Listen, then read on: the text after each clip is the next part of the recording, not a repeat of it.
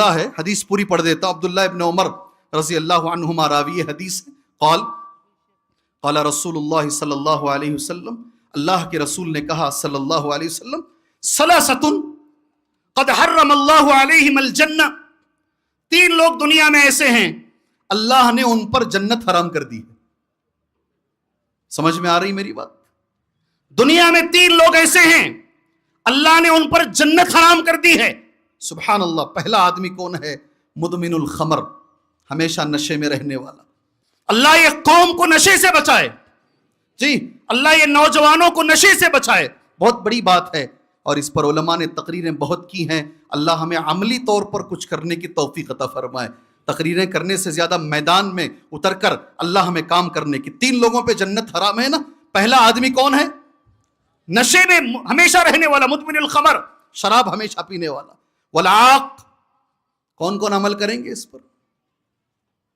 انشاءاللہ عمل ہوگا. والدین کا نافرمان, ماں باپ کو ستانے والا, والدین کو ستانے والا, والدین کو جواب دینے والا. ماں جس کے پیدا ہونے کے بعد, باپ جس کے پیدا ہونے کے بعد خوشیاں منائے تھے, آج کبھی کبھی بولتے ہیں نہیں پیدا ہوتا تو اچھا تھا. ماں باپ کا نافرمان کیا ہے جی؟ سیکنڈ کون؟ جی ہاں, اللہ ہمیں والدین کا فرما بردار بنائے. تیسرے نمبر پر جو میرے نبی نے کہا وہ میرا موضوع ہے, وہ دیوس, اور دیوس بھی اس پر بھی جنت حرام ہے. کون ہے دیوس؟ میں کبھی کبھی مذاق میں بولتا ہوں, آج تک کسی نے نام نہیں رکھا, اچھا ہے نیو ہے کر کے رکھ لیں گے بعد میں.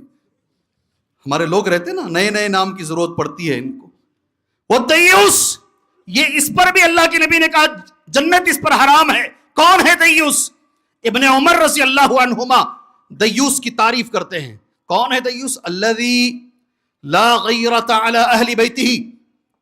دیوس وہ ہے اس کے گھر میں گناہ چل رہا ہے, اس کے گھر میں بے پردگی چل رہی ہے, اس کی گھر کی بیٹیاں بے پردہ ہیں, مگر دیکھنے کے باوجود اس کے اندر غیرت نہیں آتی ہے. ایسے باپ پر جنت حرام ہے. اللہ اکبر. اتنے بھی اوپن مائنڈڈ مت بنو, اتنے بھی اوپن مائنڈڈ مت بنو کہ دیوس بن جاؤ.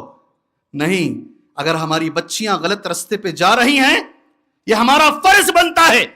ویسی تعلیم کی ضرورت ہی نہیں ہے ہمیں جسے پڑھنے کے بعد بچی غیر مسلم ہو جائے. اللہ ہماری حفاظت فرمائے. جی یہ مسئلہ ہے, چل رہا ہے, کرنا کیا ہے؟ چلو اس پر بات کر کر اپنی مختصر گفتگو کو میں ختم کر لیتا ہوں. انہیں کالجز کی بھی ضرورت ہے, مدرسوں کی بھی ضرورت ہے. مالدار حضرات سے ایک بار گزارش ہے, میں نے ایک تقریر کی تو ایک صاحب میرے پاس آ گئے, کہا میرے پاس 7 ایکڑ زمین ہے مولوی صاحب, آپ نے تقریر کی, میں تیار ہوں اس کے لیے. سبحان اللہ, ہیں لوگ الحمدللہ. جی بچیوں کے لیے تعلیم چاہیے, بچیاں دنیاوی طور پہ آگے بڑھے, یہ ہماری ضرورت ہے. اگر ہماری بچیاں ڈاکٹر نہیں بنے گی, کون عورتوں کا علاج کون کرے گا بھائی؟ کیا مرد کریں گے؟ ہمیں چاہیے, لیکن قوم کی یہ ذمہ داری ہے. جی لوگ یہاں تک کہتے ہیں ایک عورت کی تعلیم اس کا ذاتی حق نہیں, معاشرے کی ضرورت ہے. سمجھے کبھی یہ جملہ؟ ٹمکر کے لوگ سمجھے جملہ یہ؟ ایک عورت کی تعلیم اس کا ذاتی حق نہیں بلکہ معاشرے کی ضرورت ہے. ایک عورت کی تعلیم ایک نسل کی تعلیم ہے. یہ جملے بالکل صحیح ہیں اپنی جگہ پر. ہمیں چاہیے تعلیم یافتہ بچیاں, مگر ماحول انہیں ایسا دو کہ وہ پردے کے ماحول میں رہ کر ڈاکٹر بنے انشاءاللہ.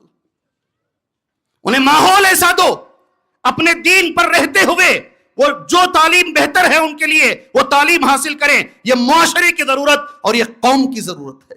آج جس چیز کے لیے ہم جمع ہوئے ہیں وہ اللہ کا گھر ہے. اللہ کا گھر ہے نہیں, اسی نسبت سے ہم جمع ہوئے ہیں. اور اللہ کے گھروں کے تعلق سے آتا ہے روئے زمین پر, اس زمین کے اوپر مسجدیں اللہ کا گھر ہیں. آپ چل کے ایسا آتے راستے, یہ کس کا گھر؟ یہ فاروق صاحب کا گھر. یہ کس کا گھر ہے؟ یہ عبداللہ صاحب کا گھر ہے. یہ کس کا گھر ہے؟ یہ سمی صاحب کا گھر ہے. یہ کس کا گھر ہے؟ یہ اللہ کا گھر ہے روئے زمین پر. اسی لیے مسجدوں کی نسبت اللہ کی طرف کی جاتی ہے. اور میں یہ بول کر آگے بات لے کر جاتا ہوں, روئے زمین پر اللہ کو سب سے زیادہ پسندیدہ مسجدیں ہیں. احب البلاد الی اللہ مساجدها. انبیاء نے جو چھوڑا ہے اپنے بعد وہ مسجدیں ہیں. ابراہیم علیہ السلام نے مسجد چھوڑا, اسماعیل علیہ السلام نے مسجد چھوڑا, سلیمان علیہ السلام نے مسجد چھوڑا، خود ہمارے نبی مرنے کے بعد مسجد چھوڑ کر گئے۔ نبیوں کی وراثت اگر کوئی ہے وہ مسجدیں ہیں۔ سبحان اللہ۔ آج یہ مسجدیں تربیت کا سنٹر بننی چاہیے۔ کروڑوں روپے ڈال کے مسجدیں بناتے ہیں، صبح ایک بچہ آ کے بولتا ہے شیخ بولو بیت المال نہیں ہے، بیت المال کھولیں، اس مسجد کو سنٹر بناؤ۔ صرف بولنے سے نہیں ہوتا ہے، کتنی مسجدیں ہیں کروڑوں روپے میں بنی ہیں، عورت کا داخلہ منع ہے۔ کہاں سے تربیت ہوتی ہے جی؟ کہاں سے تربیت ہوتی ہے؟ شہر بنگلور کے کیس آفیسر، بہت بڑے آدمی، وہ بلائے، ہم سب کو بلائے، ہر مسلک کے لوگ آ جاؤ بھائی، مجھے بھی بلائے، جی ہاں، سارے مسلک کے لوگوں کو جمع کر لیے ایک جگہ پر، کہا سموسے دیے، چائے دیے، جتنا کھانا کھاؤ اور جتنا لڑنا لڑو آپس میں، لڑنے کے بعد ایک جگہ پر آ جاؤ، وہاں سے کام شروع کریں گے۔ ہمارے ساتھ ہو۔ اور انہوں نے ہی ایک سوال کیا، وہ اہل حدیث نہیں ہے، وہ انہوں نے ایک سوال کیا، 30 سال سے میرے ذہن میں ایک بات چل رہی ہے، مسجد میں عورت کیوں نہیں آنا؟ ہم بند کمرے میں بیٹھے ہیں، آپ بتائیے، کوئی سننے والا نہیں ہے۔ اللہ جزائے خیر دے، اس مجلس میں اللہ کو گواہ بنا کر کہہ رہا ہوں، ہر مسلک کے عالم نے کہا ہماری بھی خواہش ہے کہ مسجد عورت مسجد میں آئے، مگر ذمہ داران نہیں مانتے۔ جی یہ اندر کی بات ہے، مسجد میں لاؤ گے تو تعلیم ہوگی نا، تربیت۔ ایک آدمی نے اٹھ کر کہا خلاف میں، ہم جماعت میں لے کر جاتے ہیں، قل هو اللہ احد سکھاتے ہیں، قل اعوذ برب الفلق، دوسرے انہی کے عالم نے کہا اس میں تربیت کہاں ہو رہی ہے؟ تربیت کے لیے عورت کا مسجد میں آنا ضروری ہے۔ تعلیم کا مرکز مسجد کو بناؤ، تربیت کا مرکز مسجد کو بناؤ۔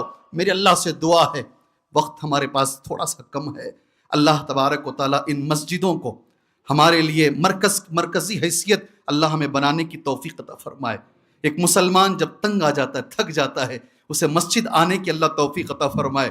میاں بیوی کا جھگڑا ہو جاتا ہے، وہ سالو کرنے کے لیے اسے مسجد آنے کی اللہ توفیق عطا فرمائے۔ حضرت علی نے حضرت فاطمہ سے لڑ لیا تھا رضی اللہ عنہما، چھوٹی موٹی نوک جھوک ہو گئی تھی، آپ نے سنا ہوگا۔ اللہ کے نبی گئے حضرت فاطمہ کے پاس، پوچھا علی کہاں ہیں؟ کہا تھوڑی سی نوک جھوک ہو گئی ہے، کہیں گئے ہوں گے۔ اللہ کے نبی ڈھونڈتے ڈھونڈتے مسجد آئے، مسجد میں حضرت علی سو رہے تھے۔ اگر ہمارے سارے مسئلوں کو اللہ کے گھر سے اللہ ہمیں حل کرنے کی توفیق عطا فرمائے۔ میں اس کے بعد جو ذمہ داران ہیں ان کے لیے میں دعا کرتا ہوں، اللہ سب سے پہلے ان کے سینے میں اخلاص عطا فرمائے۔